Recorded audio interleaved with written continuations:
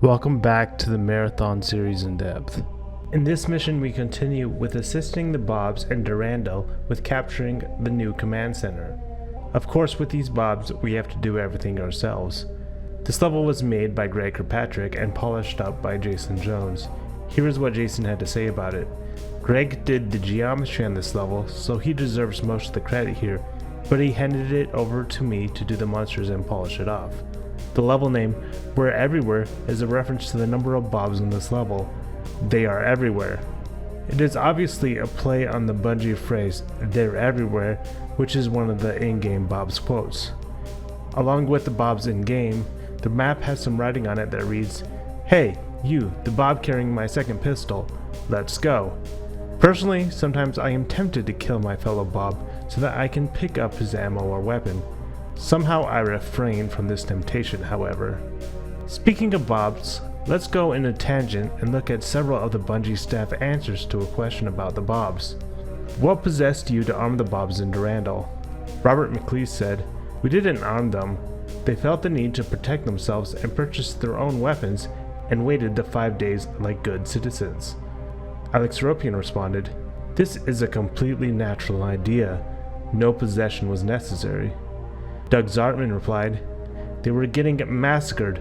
People were ignoring the aliens, chasing down the poor Bobs, and torching them for that great scream. We received an email describing a guy's net game that went something like this.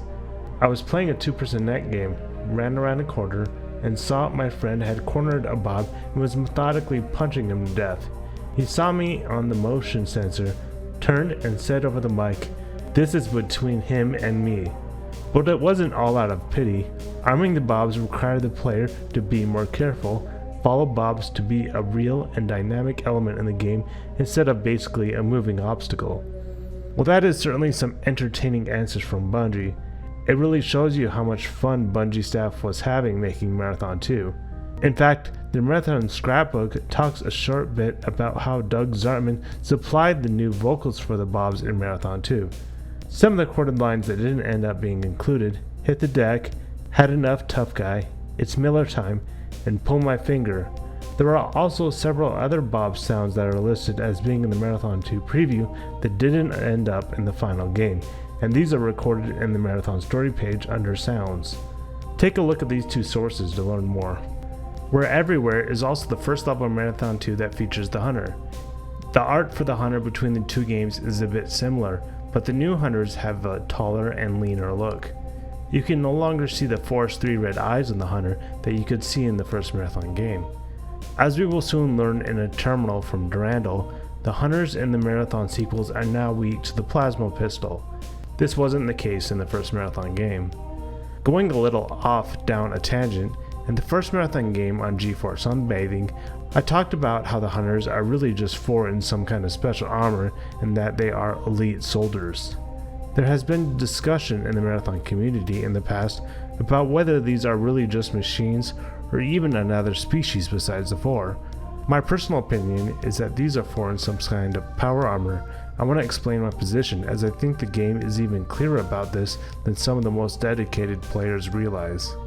One reason that some players feel the Hunter is just a machine comes from quotes from a phrase following the one like we will read from Durandal shortly on this level.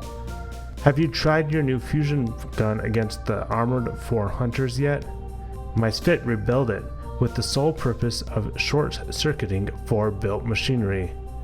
The idea that the fusion gun is good against the armored 4 Hunters because it short-circuits 4 built machinery seems to imply that the Hunter is in fact a machine. I should note that this machinery being 4 built does make it somewhat unlikely of the possibility that the Hunter is a completely different race than the 4. The primary reason that I think the Hunters are 4 in armor comes from the Marathon strategy guide that states the following: "Hunters are fighters that have been bred to become elite 4 fighters. Encased in a crustaceous exoskeleton, these ruthless villains fire their shoulder-mounted plasma cannons with extreme tenacity." This makes it pretty clear that they are 4 fighters in armor. However, many fans don't really have the strategy guide, and several fans might not consider it canon, even though it is written by Bungie's own Tuncer Denise. If you go back to the level for your eyes only, you will remember in the secret area where there are several hunters that do not move or respond to you shooting them. This occurrence really doesn't tell us whether this is a forearmor from some robotic machinery. Mark Levin was able to see that these hunters were really called empty armor in the original game shapefiles. Again, this is pretty convincing evidence to me, but not everyone would consider the shapefiles canon either.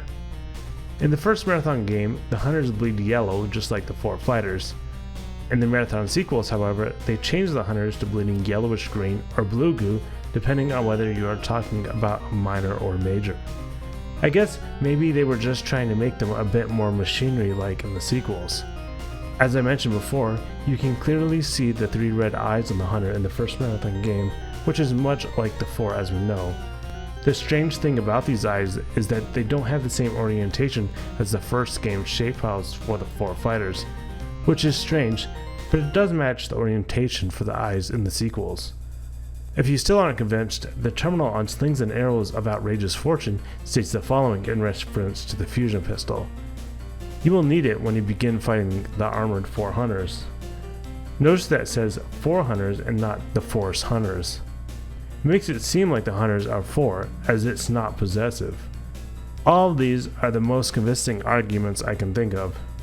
There are a couple other things that you could consider, such as the Hound, which was an alien that didn't make it in the first game and was supposed to be a sort of like dog to the hunter.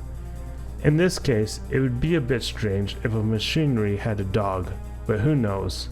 What do you guys think? Are you convinced that the evidence is clear that these are really just 4 inside of some sort of armor or machinery? Is there some other important piece of information you think I left out? I hope you guys like these couple of tangents I made, but we stalled long enough. Let's jump into the mission and help these bobs who have been patiently waiting for our help. Alright guys, here we are, welcome back. It's a little bit chaotic at the start of We're Everywhere, so just starting here, so. Alright, we have lots of spit right here, just hiding back. Oh. You can try to fight them. I think it's just easier to try to jump with the sewage. There is a shield recharge station here, which is quite nice. And there we got a ×2, which is... Oh yeah, don't forget to grab this fusion pistol ammo. There's a little switch here. We'll explore some more of this sewage later. We're gonna meet our first hunter.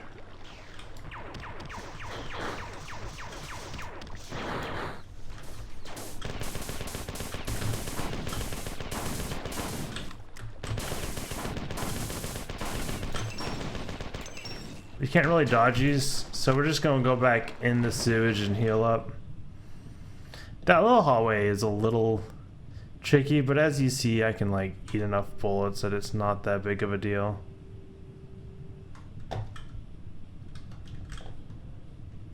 We'll just go back in there.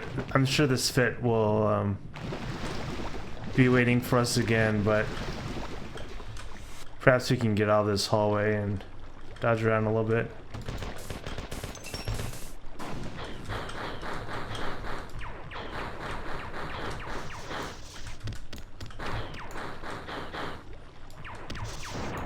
You gotta be careful when they explode because they will damage you, just like in the first game. There's a few over there. We don't want to waste our ammo on them.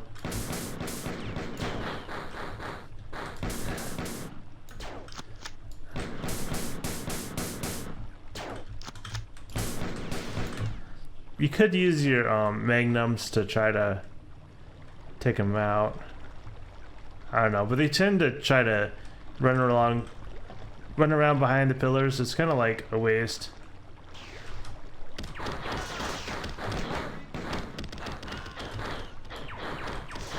They really decimate the mobs so fast.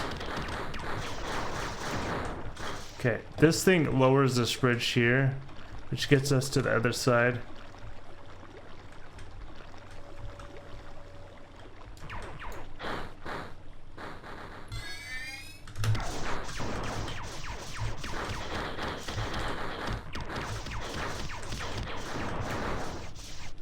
There we go. Is there a point of killing him? I don't know, probably not. Looks like there's a fit here. I saw him on my radar. There we go. And clear out this area. This switch over here just lowers the bridge also, but oh, here's another one.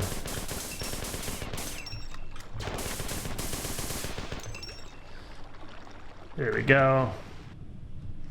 We don't right now. We want to keep the fusion pistol for the hunters. That's why I'm not using it on this fit. There's another fit above me. I'm just gonna ignore him for now.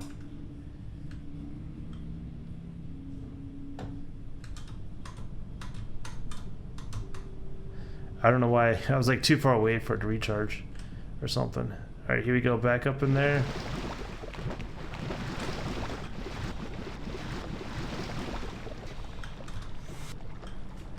Okay, here. He's like right over here. Is he gonna come around? Let's see. Maybe if I'll just ignore him. These enemies kind of spawn right on top of you. We'll just draw this fit out. Actually, let's jump in here.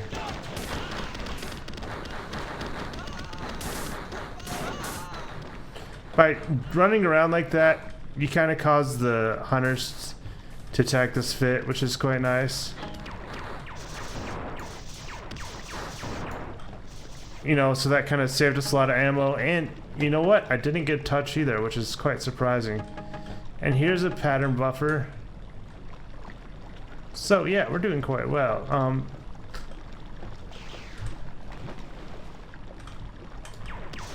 Getting them stuck on the door is a really nice way to do it.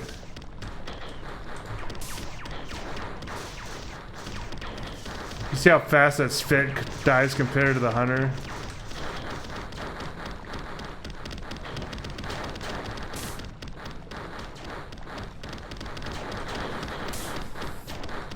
Let them kill each other. Let's just get out of this room. Let the chaos ensue.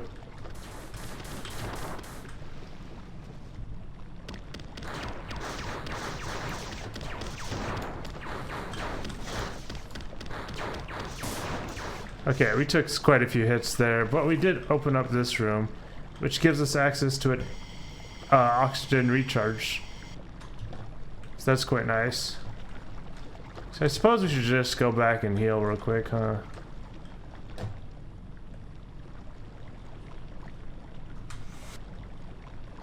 Looks like there's another fit running around.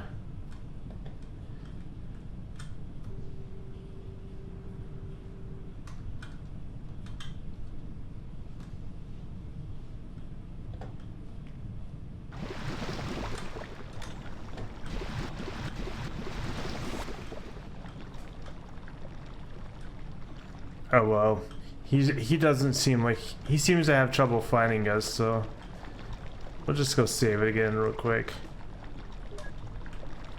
We'll go down this way later. There's an oxygen recharge station there, but I want to get to this terminal over here first. There's some bobs spawning in, but there's no enemies.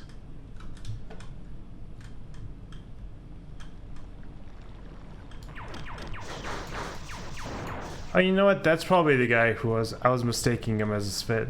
Well, let's go ahead and read this terminal. 200 years ago, during the Marathon's maiden voyage from Earth to Tau Ceti, Tycho accused me of being too sarcastic. I didn't communicate with him for 6 years after that, which left him only Leela to talk to.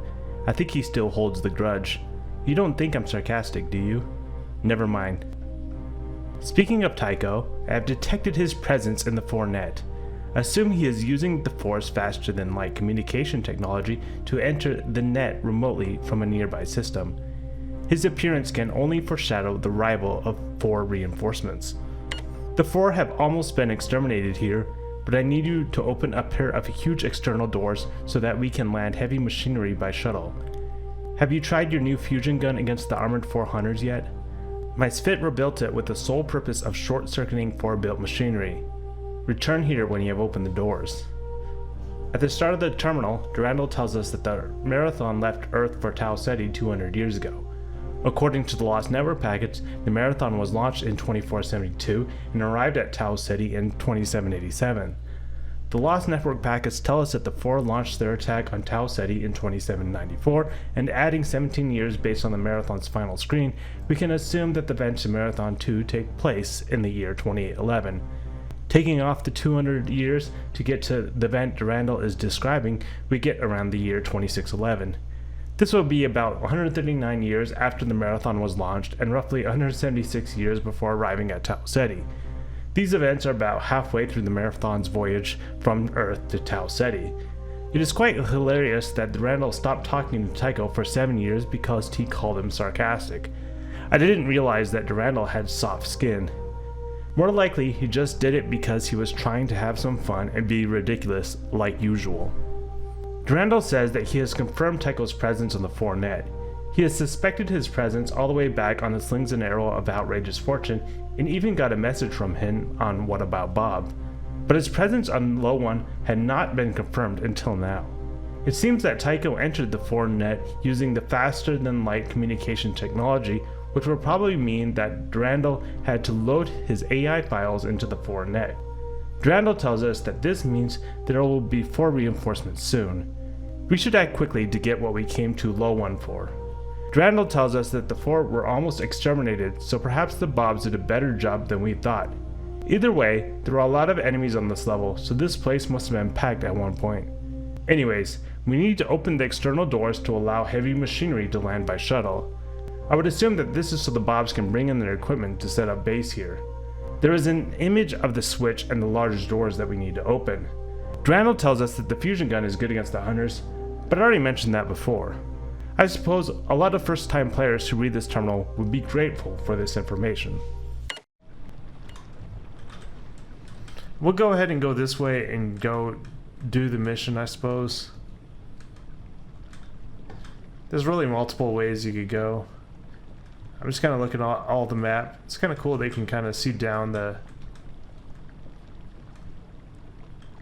I guess the bridge we lowered is to the left. This bridge we don't lower. Yeah, that makes sense. But Hunter's gonna spawn in, which kind of stinks. We're just gonna let them fight each other. They seem to have a tough time crossing the bridge, so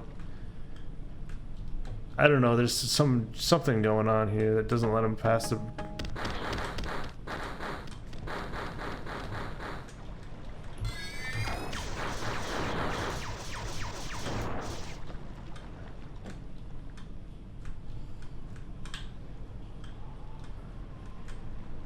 This is actually an elevator out of the sewage.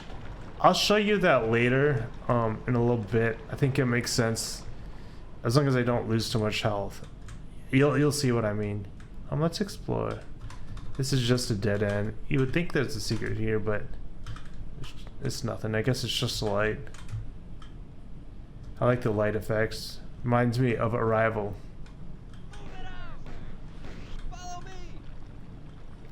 Watch the hunters tear apart the Bob.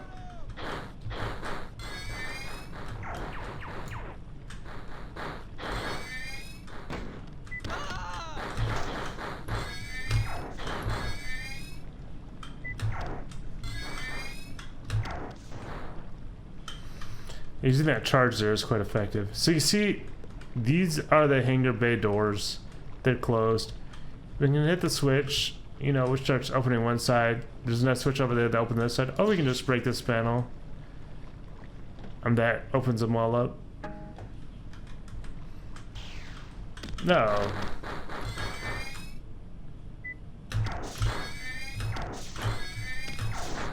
Oops. Wasted some ammo there.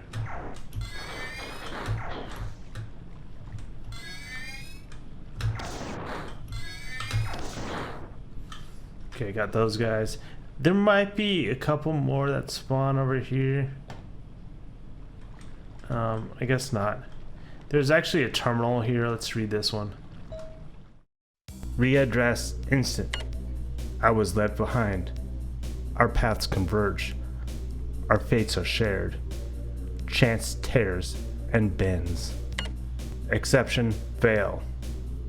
The first question we have to ask ourselves is, who is this terminal from? The white and black image doesn't look like anything we have seen before. Before we get too far into this terminal, I should note that I'm trying to analyze this terminal based on where we are at in the story so far, rather than from the perspective of knowing the entire plot of the trilogy. Back to this terminal, there is nothing that states that a translator is active. This suggests that the entity somehow knows our native language. The scattered text and randomness on this image suggests that there is some sort of interference or glitch going on. Note that the exit for this terminal seems to have an exception fail error message. Perhaps this message was cut short early before the entire message could be sent. This begs the question, who is the intended recipient of this message? Is it us? Is it Durandal? Is it someone else like this fit? This really isn't clear at this point in the game. The sender tells whomever the intended recipient is that they were left behind. Who may have left behind whomever this is? The only group that we know so far that left low on is the 11th Fit clan known as the Fit Kur. On Sharon Doesn't Make Change, we learned that Sibhuth went into a deep trance. Is it possible that the Fit Kur left Sibhuth behind just like they left the Flicta behind? Could this message be from Sibhuth to the other Fit clans? Or perhaps if this is Sibhuth, he is waking up and is giving us this message directly. The message does say readdress on the login screen, which could suggest that the message was originally intended for someone else, such as this Fit, but then was readdressed for us. Who knows? The author of this message is telling the intended recipient that they will be running into each other in the future, and that the failure or success are dependent on one another. The terminal image also has a sort of yin and yang thing going on with black and white balance of the image. It sort of fits with the message that is being told, where the two fates will be shared. We also read that chance tears and bends. It sounds like something is set in motion and that is going to change the odds of victory from whoever sent this message. What changes could be coming? Some people have speculated that this terminal is from Tycho because of the red text on the right side of the image, but that explanation doesn't make a lot of sense to me. Since when did Tycho have the black and white terminal, and since when did he speak in this cryptic style? I should note that on What About Bob, there is a mention that Tycho did leave a message for Durandal on one of the garrison's tertiary computers, encoded in a matter only one of the Marathon's original 3 AIs could decode. The fact that we can read this message and there's no hint that it's been decoded suggests that this is not one of the messages Tycho left. It is more likely this red text is just a red herring and this message is not from Tycho. Thinking about things a bit more, we know from the terminal on Sharon Doesn't Make Change that one of our main goals right now is to find a way to contact the missing Fit clan. As we discussed, Sibhuth is associated with the missing Fit clan. Perhaps if this is really Sibhuth, we are making some progress in this regard. We will have to wait and see. Okay, everything's going well. Get that ammo. So we're actually going to jump in the sewage and show this side. There's really nothing in the sewage over here. You can see this is... there is the elevator out of here. But first off, there is a little secret here out of the sewage, which we can get.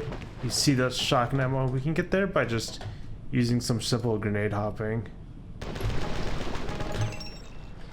So we got all the ammo, which is nice.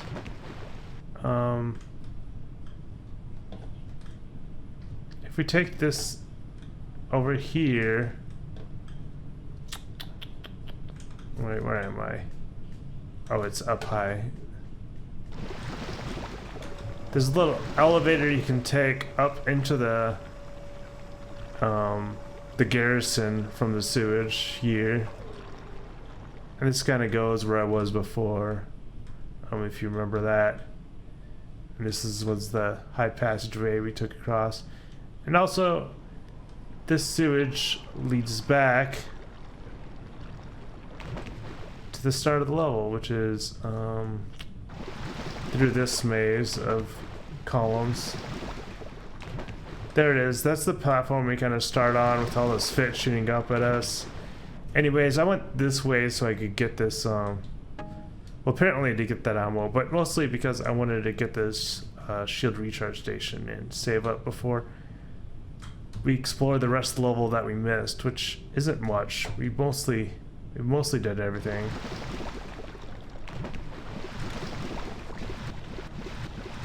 But there is another secret we need to get. So we need to get, which will give us some more shotgun ammo, which is quite nice.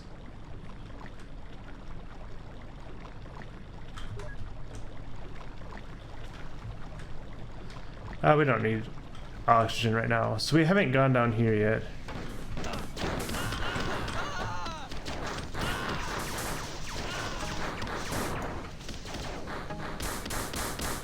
Seems like they're fighting, so we'll just let them fight. Oops, we got stuck. There's a shield recharge station right here, which... Where's he going? There we go. There's another shield recharge station right here, so we don't have to keep going back in the sewage.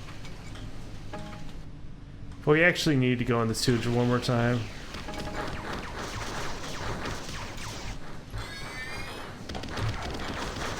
I missed hard there. Oh, I'm actually out of, let's just use our pistol ammo. Out of fusion pistol ammo.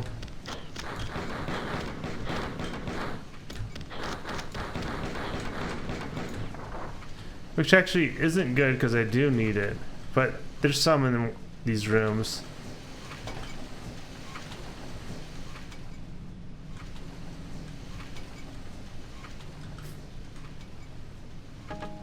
There's some there. Okay, I thought there might have been some in here too.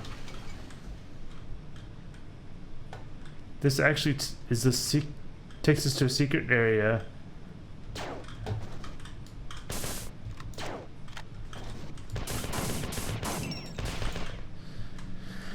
You know, I could punch him to death to save ammo. You guys know that, but I don't want to make it take forever. I'm trying to... My videos tend to be really long. I try to make them efficient and fast, but... I was just saving it before I do this secret. So what we need to do is we need to hit through the bars at that little switch down there, but not break the panel. And... it's really hard to tell where you shoot to get through the panels, so there's that. So we're actually going back over here to where we opened up this secret. So if you go back kind of to the start near this area, there's a little passageway that opened up. Just swim along. This is taking us all the way back around the level.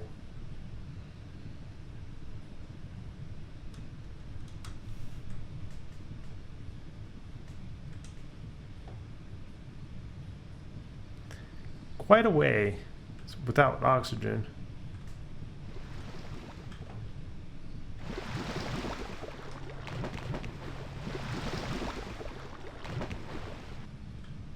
Okay, here we got to go across here. Then we're gonna have to jump across to that platform at the top.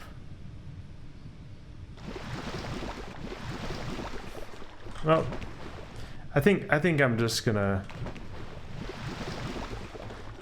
It is a little tricky. I think I'm just gonna wait at the top and try to use my machine gun to boost me across, because it is a little bit tricky to do.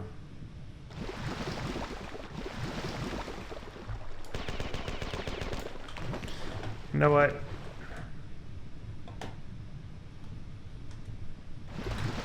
I'm just gonna grenade hop out of the water. Let's just empty my clip.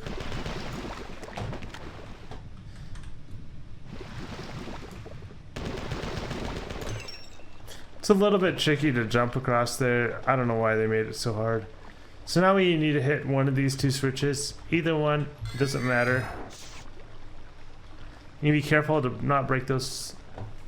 And this takes us all the way up.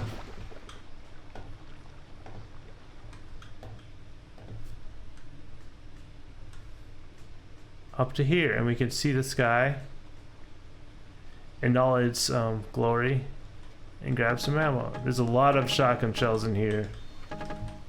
I think it looks like it's 20 shotgun shells, I think.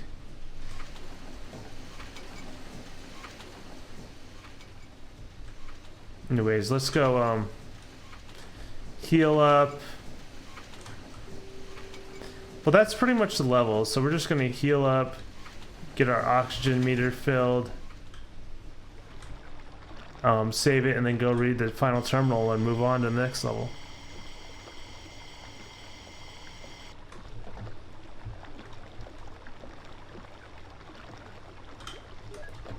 So honestly, if you know your way around it, you know how the hunters are weak to the fusion gun, and you kind of know where the oxygen recharge station is. It's not the most difficult level. All right, let's read this terminal. Do you remember the 4 built human simulacrums during the Tau Ceti invasion? The elaborate 4 bureaucracy had a ministry for the eradication through imitation of hostile species unsuitable for enslavement. Fan, Far, Sfern, Wasan, Tasha, which is responsible for the design and construction of such machines. They meticulously constructed 17 different human body types and mixed them with 61 unique facial models. The resulting walking bombs were in every way indistinguishable from real humans. Their one mistake, dressing every last one of the 6,000 simulacrums in the plain green overalls of a Marathon airlock technician, had the amusing side effect of making all the real airlock technicians wander the ship naked during the invasion. Durandal reminds us of the simulacrums that we fought in the first Marathon game on Tau Ceti. It seems we will be facing some more in the near future. Durandal mentions that the bureaucracy that creates the simulacrums from species that are not suitable for enslavement. We know that in the first Marathon game, the 4 took some of the Bobs as slaves or prisoners onto their ship. This is presumably where they were able to do experiments on the humans in order to create their simulacrums. We have to wonder though, what made them decide that the humans were not suitable for enslavement? The terminal on Trigran from the first Marathon game seems to suggest that the 4 take their prisoners from low technology worlds. Perhaps the humans had too much technology, and that is why they decided they were not suitable for enslavement. I wonder if the security officer had anything to do with their decision. Presumably, Ban, Bar, Sfern, Basa, Shah is the name of the bureaucracy in the 4 language. But what a weird name, and why did Bungie decide to provide the name to the player? It seems like it is some kind of Easter egg reference, but I can't quite put my finger on it. Durandal tells us that they have 17 different bodies and 61 unique facial models. This would result in 1,037 unique combinations. But let's be real, shouldn't the security officer have memorized all 61 of the faces by now? Anyways, based on the work we saw on the 4th ship and the resulting cyborgs, I have a feeling that it shouldn't be too hard to distinguish the simulacrums from the real Bobs. Regardless, it seems that all the simulacrums only wear the green outfits. Since all the airlock technicians chose to be naked, this must mean that the green outfits typically signify airlock technicians. The hilariousness of the situation is really peak Bungie humor. If you take a look at the terminal image, you can see some of the airlock technicians taking off their green outfits. The left side of the image shows some of the Bobs that they are probably trying to hide from so that they don't get mistaken for a simulacrum. The front Bob in blue is making a weird gesture with his hands, and I am not sure what Bungie is going for there. Interestingly, to the left of the blue Bob appears to be a door in the wall. Or is it? I wonder if this is a fake wall drawn to fool the simulacrums. At the top of the screen, there is some red text. The left block says engineering. Perhaps engineering is straight ahead, or perhaps engineering is where we are located. It is not clear. The right side says airlock technician quarters and mess, maintenance on level. The level is a bit hard to make out. It continues. Section A12C and A43P, or something like that. I don't think that the exact number or maintenance levels text is that important. The sign suggests that these technicians that are undressing have just come from their quarters. I looked up mess and it appears to be the part of the ship where military personnel socialize, eat, and or live. I suppose it makes sense that they would have some sort of security to go along with the airlocks, since the airlocks are very important. There isn't much else to this terminal, so let's move on.